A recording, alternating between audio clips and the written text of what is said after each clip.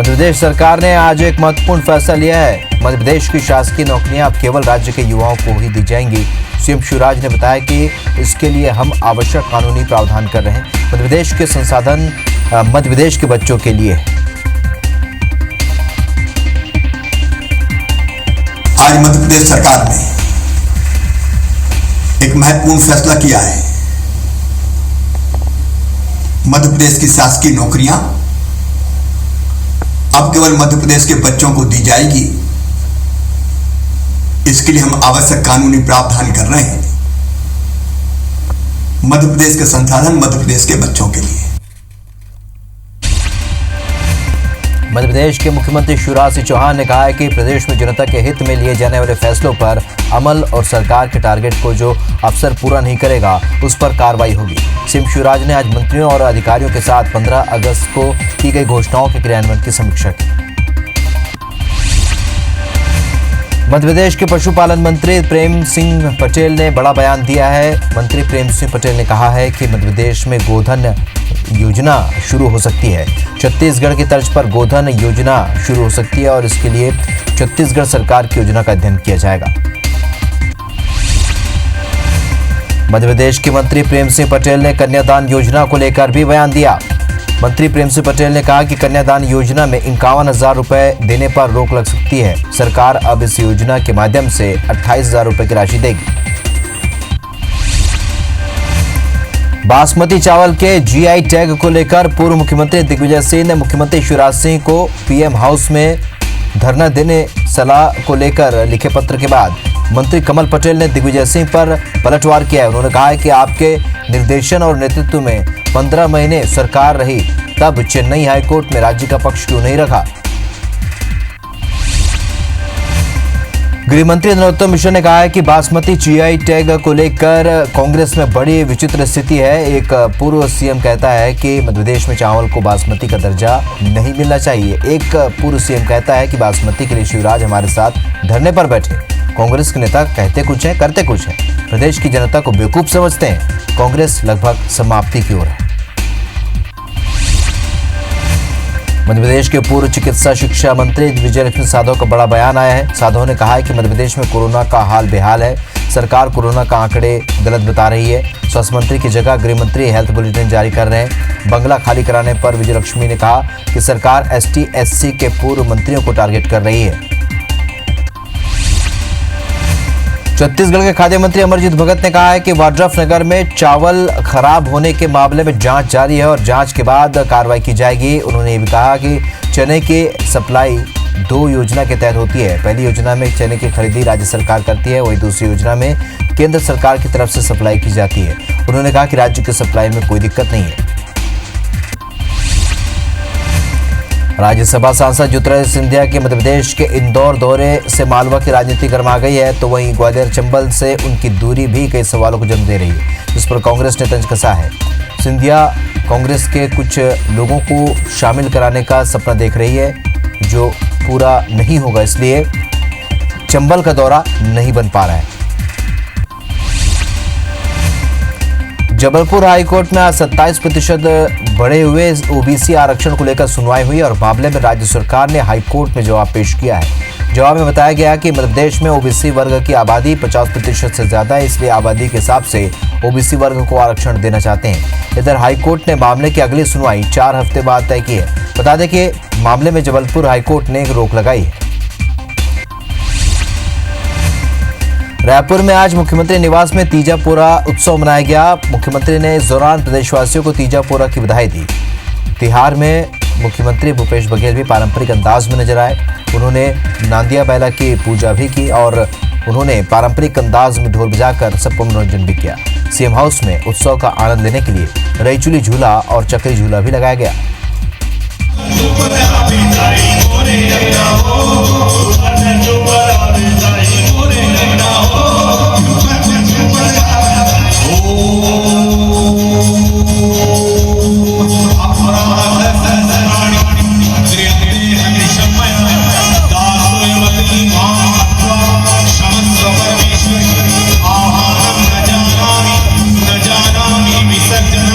पूजा जब जानामि क्षम्यतां परमेश्वरी।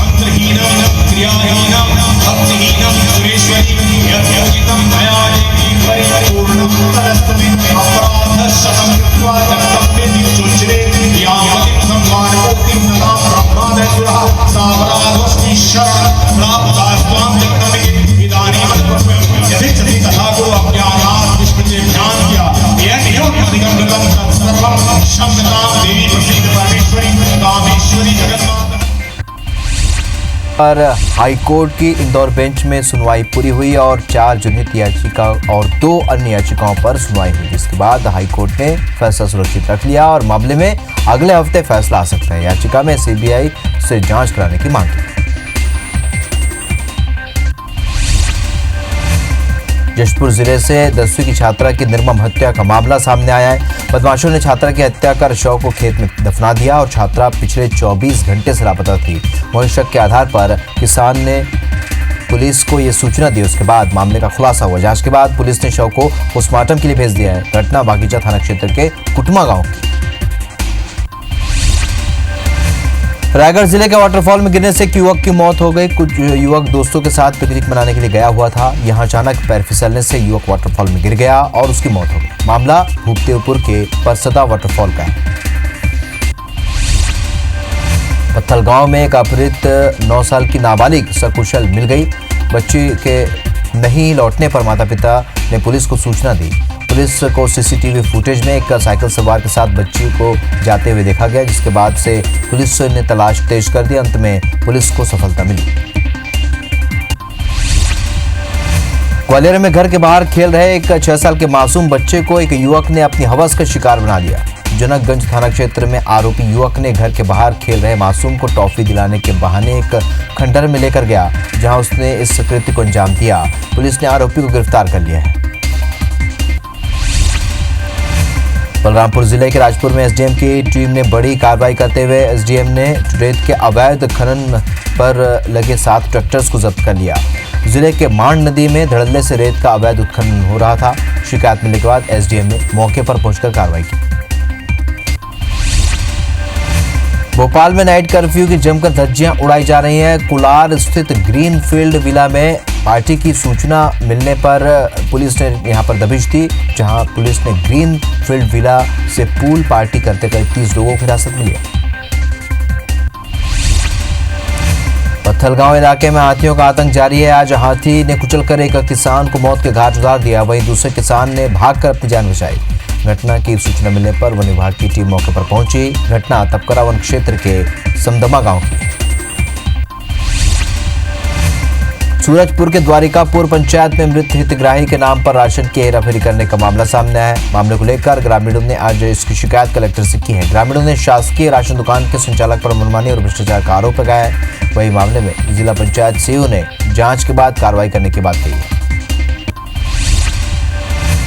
बैकुंठपुर शहर के जोड़ा तालाब के गहरीकरण और सुंदरीकरण का काम पर भ्रष्टाचार का आरोप लगाया है। जिला प्रशासन ने डीएमएफ मद से इसके लिए राशि स्वीकृत की थी। तालाब की हालत जस की तस बनी हुई है। लोगों के घरों से निकलने वाले सेप्टिक टैंक का पानी इसी तालाब में आ रहा है।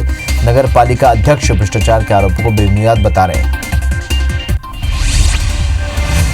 दतिया के जिगना गांव में आयुष्मान कार्ड बनाने के नाम पर लोगों से ठगी का मामला सामने आया है। आरोपी दीपक जाटव भोले भाले ग्रामीणों से पैसे लेकर उसका ट्रांजैक्शन अपने खाते में कर रहा था। गांव वालों को जब दीपक पर शक हुआ तो उन्होंने उसे पकड़कर पूछा, जिसके बाद उसने जुर्म करना कबूल कर लिया। पुलिस ने आरोपी को गिरफ्तार कर लिया। भाटापारा के ग्रामीण थाने क्षेत्र में केवीसी के नाम पर ठगी का मामला सामने आया, जिसमें केवीसी के नाम पर 25 लाख रुपए की इनाम जीतने का झांसा देकर 3,18,000 रुपए की ठगी कर ली। ठगे जाने का एहसास होने पर थाने में दर्ज शिकायत कराई। राजिम और अबनपुर अंचल के अधिकांश गांव में बेटी बहुओं को तीजा आने जाने पर प्रतिबंध लगा दिया गया है। इसकी जानकारी मुनादी के माध्यम से ग्रामवासियों को दे दी गई है। वहीं अगर कोई तीजा जाता भी है तो उसे वापस गांव आने पर पारिवारिक खर्चे से 14 दिनों तक क्वारंटाइन रहना होगा और कई गांव में अर्थदंड का प्रावधान भी किया गया है। धमतरी जिले में मजदूरी का पैसा नहीं मिलने से श्रमिक दर दर भटक रहे हैं। जिले के केरेगांव वन परिक्षेत्र में सीसी रोड और स्टॉप डैम निर्माण में काम करने वाले करीब 35 मजदूर को अभी तक पैसा नहीं मिल पाया है। मजदूरी नहीं मिलने से घर की आर्थिक स्थिति खराब हो चुकी है। इसके चलते मजदूरों ने जल्द राशि दिलाने के लिए जिला प्रशासन से गुहार लगाई। अंबिकापुर में किसानों को इन दिनों यूरिया और खाद के लिए जद्दोजहद करनी पड़ रही है। यूरिया खरीदी केंद्र पर हजारों किसानों की भीड़ लगी हुई है, जिससे सोशल डिस्टेंसिंग के नियमों की धज्जियां उड़ रही हैं। जिले के किसान यूरिया की किल्लत की वजह से परेशान है। जिले में 15 दिन से यूरिया की कमी बनी हुई। छिंदवाड़ा में खेल प्रतिभाओं को मैदान के लिए भटकना पड़ रहा है। जिले में खेल प्रतिभाओं की मांग पर तत्कालीन मुख्यमंत्री कमलनाथ ने शहर के 2 प्रमुख प्लेग्राउंड को अत्याधुनिक और उन्नत बनाने लाखों रुपए स्वीकृत किए थे, जिसके बाद इन खेल मैदानों के पुनर्निर्माण का काम शुरू हुआ, लेकिन 2 साल बाद भी ग्राउंड का काम पूरा नहीं हो पाया, जिससे खिलाड़ियों में नाराजगी है। गुना जिला अस्पताल में इलाज के नाम पर लापरवाही का मामला सामने आया है। आरोन से अपनी बहू को रेफर कराकर बुजुर्ग महिला बेहतर इलाज के लिए जिला अस्पताल लाई थी, लेकिन 3 चक्कर लगाने के बाद बहू के इलाज के लिए मिन्नतें करती नजर आई। वहीं नर्स ने डॉक्टर के आने के बाद ट्रीटमेंट दिए जाने की बात कही। बस्तर के मवेशियों पर लंपी बीमारी का खतरा बढ़ता जा रहा है। जिले में 11 मवेशियों की मौत के बाद वेटनरी डॉक्टरों ने दूसरे मवेशियों पर भी इसका संक्रमण होने की आशंका जताई है। बता दें कि संभाग में लगभग 5 लाख पालतू मवेशी हैं, लेकिन वैक्सीनेशन के जरिए इस बीमारी पर काबू पा सकते हैं। मड़पाल में 11 मवेशियों की मौत के बाद हुए पोस्टमार्टम में मृत मवेशियों में संक्रमण और निमोनिया का पता चला है। दमोह में स्वास्थ्य विभाग की बड़ी लापरवाही सामने आई है। स्वास्थ्य विभाग के एक कर्मचारी ने उपयोग की गई पीपी किट को खुले में फेंक दिया, जिसे एक मानसिक विक्षिप्त युवक ने बारिश से बचने के लिए पहन लिया और वो जिला अस्पताल से बोहन टॉकीज की तरफ घूमता रहा। इस घटना का वीडियो लोगों ने सोशल मीडिया पर वायरल कर दिया। भाटापारा में कोरोना के मार भगवान गणेश की मूर्ति बनाने वाले मूर्तिकारों पर पड़ी है। उनके सामने भूखे मरने की स्थिति आ चुकी है। प्रशासन के कड़े नियमों के चलते 4 फीट से ऊंची मूर्तियां इस बार लोग नहीं रख पाएंगे। वही पंडालों की ओर से भी इस बार ऑर्डर नहीं मिला है, जिसके चलते मूर्तिकार बेचैन है। जबलपुर के बरगी बांध के 21 में से 13 गेट खोल दिए गए हैं। बांध से लगभग 1,21,000 क्यूसेक पानी छोड़ा जा रहा है। लगातार बारिश के चलते बांध में जलस्तर बढ़ रहा है। अधिकतम 422.75 के मुकाबले 421.30 मीटर पानी पहुंच गया है। नर्मदा के लॉकडाउन स्ट्रीम के जिलों में जारी किया गया है। शहडोल में लगातार बारिश के चलते बाढ़ सागर डैम के जल स्तर बढ़ गया है, जिसके चलते बांध के 16 गेट खोले गए हैं। डैम का वाटर लेवल 342.06 तक पहुंच गया है, जिससे लगातार खतरा बढ़ रहा था। छत्तीसगढ़ में बारिश ने मुश्किलें बढ़ा दी। लगातार बारिश से बस्तर में बाढ़ जैसे हालात हैं। वहीं कई गांवों का जिला मुख्यालय से संपर्क टूट चुका है। बारिश को लेकर 2 मंत्री आज सुकमा और बीजापुर का दौरा करेंगे। मंत्री कवासी लखमा जैसे हालातों का जायजा लेने के लिए आज हवाई दौरा करेंगे।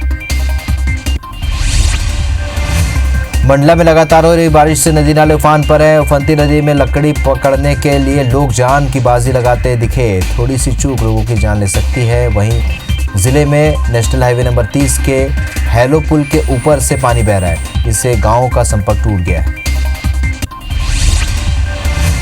रायसेन जिले में लगातार हो रही बारिश के चलते यातायात प्रभावित है। पारासरी नाले के ऊपर से पुल के ऊपर से पानी आने से भोपाल सागर रोड बंद है। वहीं लोग जान जोखिम में डालकर पुल पार कर रहे हैं।